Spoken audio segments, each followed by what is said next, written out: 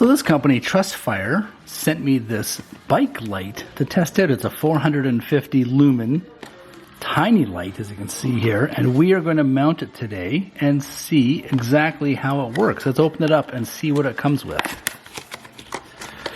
Minimalist packaging, I do like that. There's the light itself.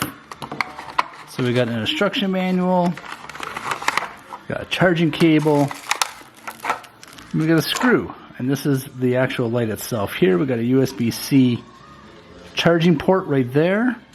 Looks like we got a lock here. We'll figure that out in a minute. And then we got a button. Okay, let's mount it to the bike and see how it looks. The thing that Trustfire does not include with the kit is this, which is what you actually need to mount it to your handlebars. So your handlebars go into that tube, and then the Trustfire camera sits in here. It's just a regular GoPro mount. It goes in like that.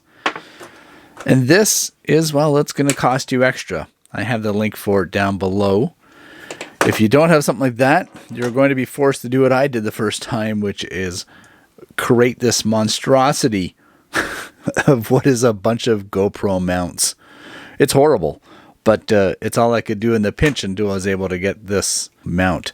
So without one of these, or this, you are not going to be able to do much with this, unless the other option is that you have a GoPro mount and this will work with your helmet. So keep that in mind too. Ideally, this is probably best mounted on your helmet, to be honest.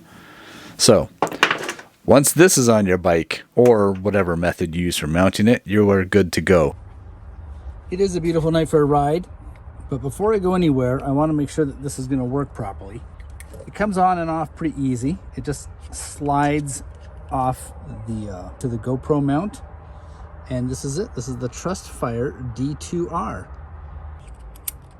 Oh, and there's a lock in the back. So when you get it on, put it in position, hit the lock button.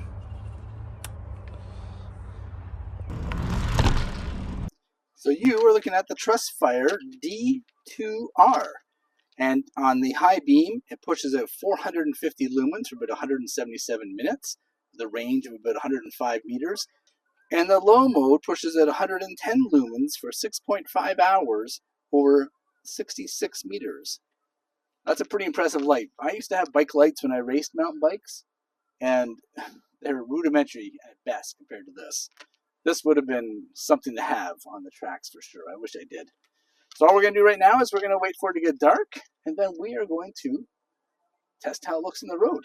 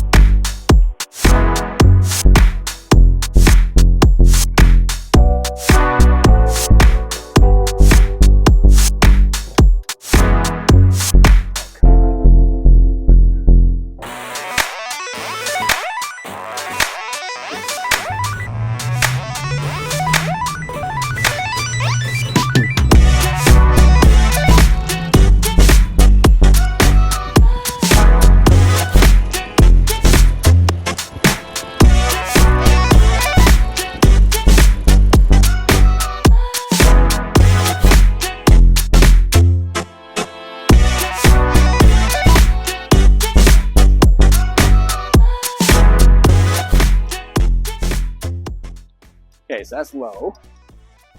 Let's switch it to high, and we'll turn the camera around. Huh? You know, that's the problem. It's hard to reach down there. You almost need to have it so it's facing up.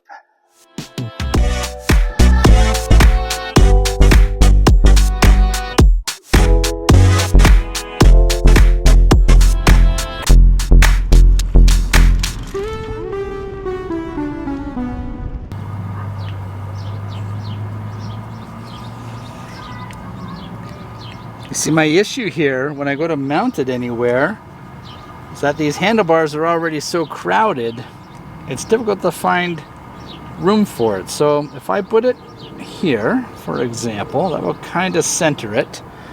And this time I'm going to put the GoPro mount facing up. so that I have less issues turning the light on and off and adjusting the brightness. But shit, now I'm gonna have trouble putting the screw in, and I just lost it. Son of a bitch. I just lost the screw. I just lost the freaking screw. It went right down a tiny little ant hole or something here on my lawn, which means I had to go get a magnet. Come on, and there's a bee right beside my head. I can live with the bee. Okay, let's try this again, and let's try not to lose the screw this time. So final thoughts on it. I really do like the idea of having a flashlight attached to your bike. It's a bright light. It's 450 lumens. That's bright enough to light your path. And it's a nice balance of brightness with battery life, considering the size of it, because it's not a very big light. So that means it kind of has a limited battery. I'm gonna unscrew it. I'm just gonna put it in here like this. I do think that the helmet mount is probably the best route here. Okay, so there's the light. I want to go on this way.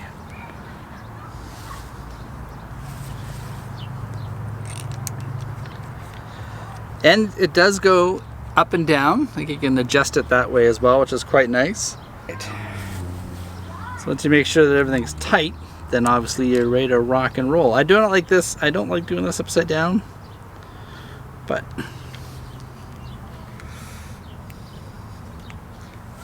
you press and hold it to turn it on and off. So press it on, and then when it's going, you press it once to adjust between high and low. It looks like it has a bit of a flicker when it's on the camera, but it doesn't really. That's a lot easier. All right, highly recommended.